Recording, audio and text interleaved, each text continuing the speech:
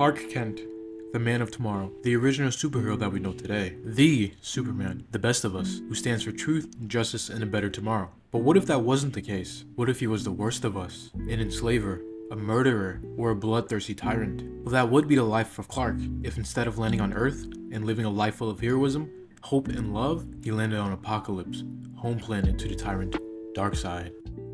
It all started when other forces at play decided to pluck Kal from his destination of Earth for a far more sinister future for him. After crash landing on Apokolips, he is found by two poor slaves who see this miraculous child as an answer to their prayers, so they can sell him and move up from their sad low lives.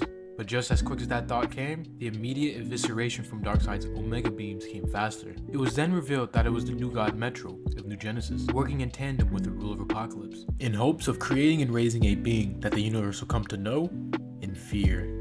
Now fast forwarding many years later, we see Darkseid finally getting ready to reveal and unleash a fully grown Superman. After explaining to Clark the origin and everlasting war between Apokolips and New Genesis that was so equal that no side had any advantage over the other, Darkseid says he intends for Clark to be that deciding factor for their victory.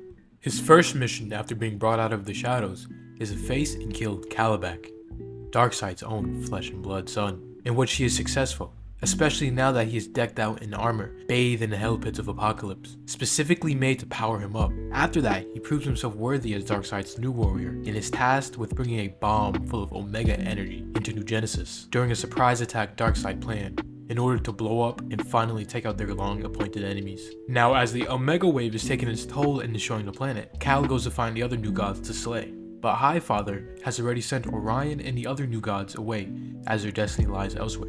And as Superman goes to confront Highfather, he touches his staff and it sends him to the Source Wall, where it shows Kal a prophecy and his past origin of Krypton. After his time at the Source Wall learning, it propels him across space and time and sends him to Earth, where his destiny lies, crashing down into a lake of Metropolis, now weakened and his special armor is useless, but he is saved by Lois Lane as she fishes him out of the harbor. After being saved, she leaves, but Clark still follows her anyway and saves her from a couple gangsters she was getting a scoop on. But as the Metropolis police arrive from a tip, he engages in a little battle with the police and is subdued as he is still weakened.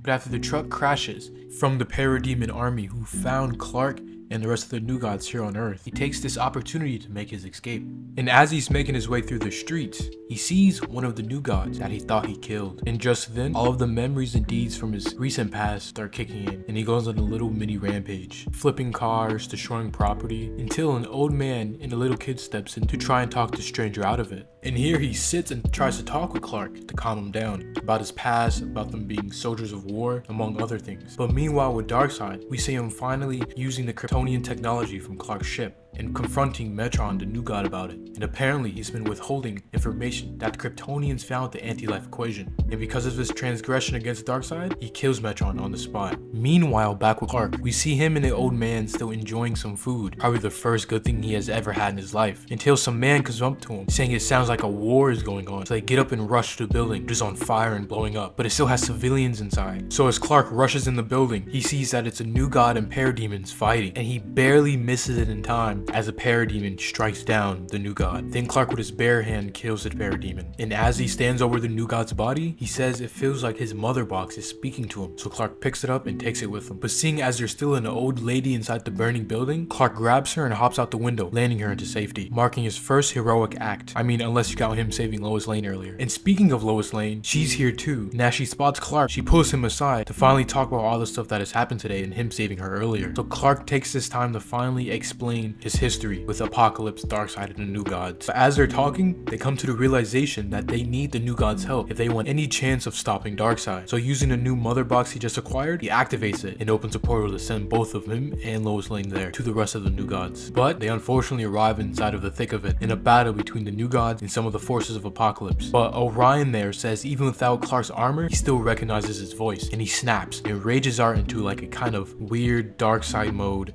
As if you didn't know, Orion is the biological son of Darkseid. But as Orion tries to hit a killing shot on Clark, the Mother Box jumps up and protects him. After that, it forms the iconic shield symbol on his chest. And the New Gods, now seeing how the Mother Box chose to protect Clark, realize that maybe there's something more going on that they don't know. So they decide to have a momentary truce, talk and hear each other out. But now, Superman realizing that to stop Darkseid, they need all the help and equipment they can get. So after going back to the lake he crashed in to go and get his armor, he's ambushed by Lex Luthor's forces, who had apocalyptic tech infused with their own, so they were even stronger than normal to put up a decent fight against Superman. But even then it wasn't enough for the Man of Steel. So instead of fighting him head on, they made a trap for him and blindsided him into a boom tube. And the other side was a trap made specifically to hold him. But just as Lex is celebrating his victory there, Darkseid boom tubes in, wanting to collect the Son of Krypton. But Lex Luthor, ever scheming, ever trying to think 10 steps ahead, goes to introduce and meet Darkseid. But Darkseid, not needing any puny human, uses his Omega Beam to teleport him to Granny Goodness for torture. So as Darkseid retrieves Superman, he finds out that the anti-life equation is inside of his very body, somewhere in his DNA. As the Kryptonians in this universe plan for Clark to land on Earth and to rebuild the Kryptonian Empire, using the anti-life equation to make the species docile. And after a little while, Desaad finally cracks the code and finds the anti-life equation, marking a new age of Darkseid. And with that little cliffhanger, we bring the first part to a close. Now I hope you enjoyed it and aren't too upset that it's on a little cliffhanger just as Darkseid finally gets his ultimate prize. But I want to get the last issue, conclusion to the story, its own full part that I can go more in depth with. Hope you enjoyed watching and thank you.